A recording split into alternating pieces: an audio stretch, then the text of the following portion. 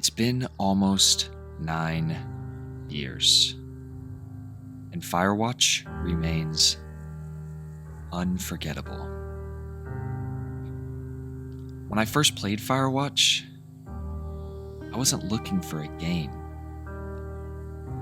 I was looking for an escape, a place to lose myself, to silence the noise of everyday life. But as the hours passed, I realized this wasn't a story about running away.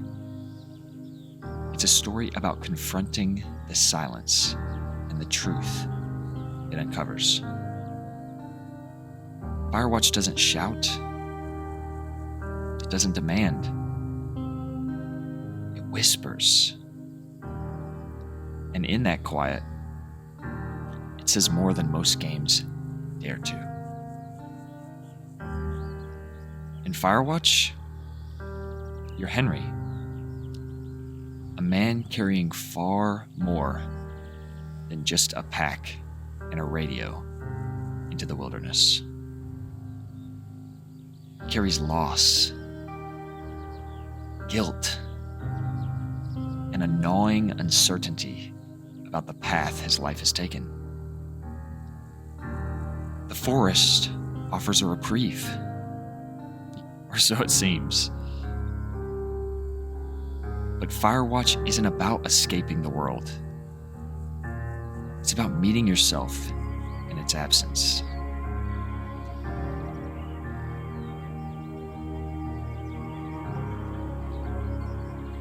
The Shoshone National Forest is breathtaking, not because of its grandeur, because of its stillness. The towering pines, the golden fields, the winding trails, they all seem to stretch forever. They close in around you. There are no maps that magically guide you, no bustling NPCs to break the solitude, just the crunch of your boots and the whisper of the wind. It's a solitude that feels liberating at first, then quietly suffocating as the hours go on.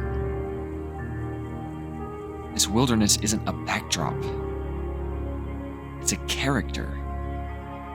It mirrors Henry's inner world, his fractured emotions, and unresolved regrets.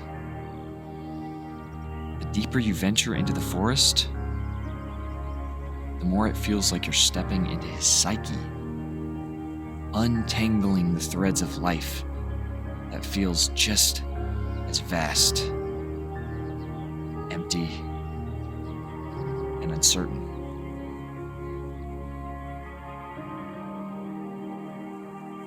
And then there's Delilah, the voice on the other end of the radio. She's sharp, witty, and disarmingly candid.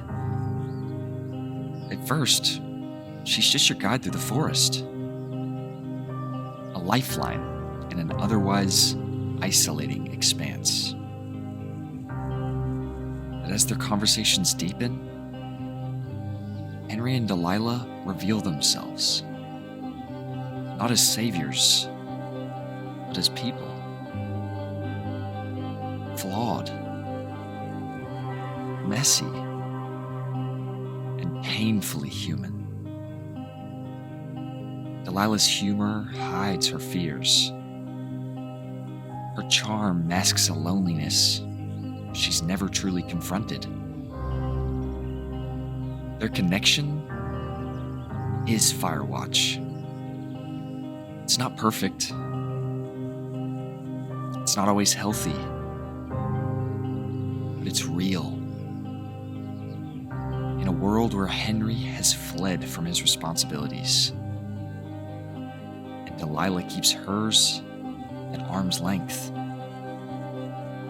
their conversations feel like lifelines, not just to each other, but to themselves.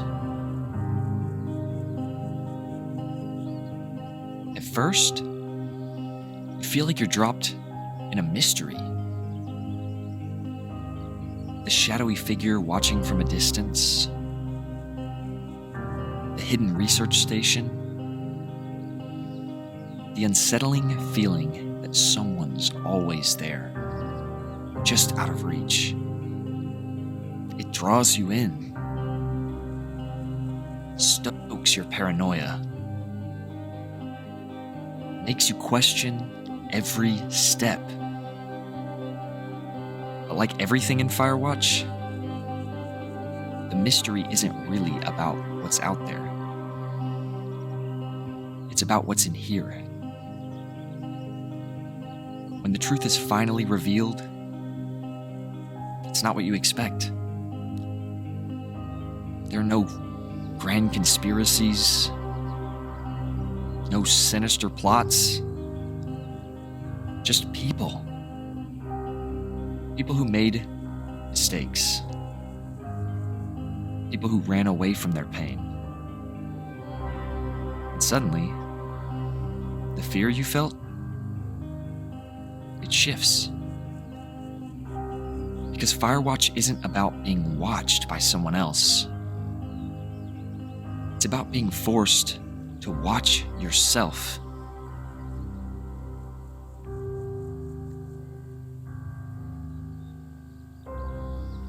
The end of Firewatch, it hurts. There is no closure, no resolution, just a departure. Maybe that's the point. Some stories don't end neatly. They linger, like the smell of smoke after a fire. They leave you with questions, not answers.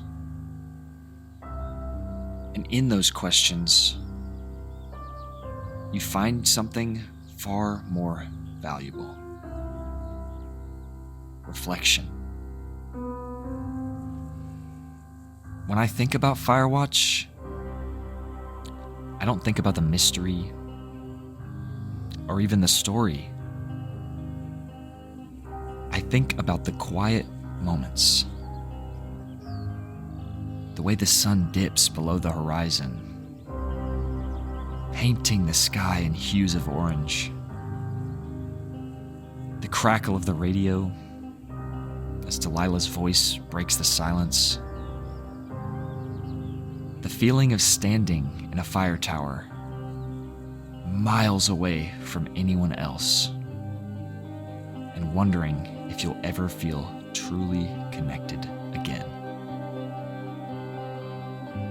Firewatch isn't loud. It doesn't scream its truths, but it doesn't need to. It's a game that lingers. Not in its answers, but in its questions. And for me, that is what makes it unforgettable.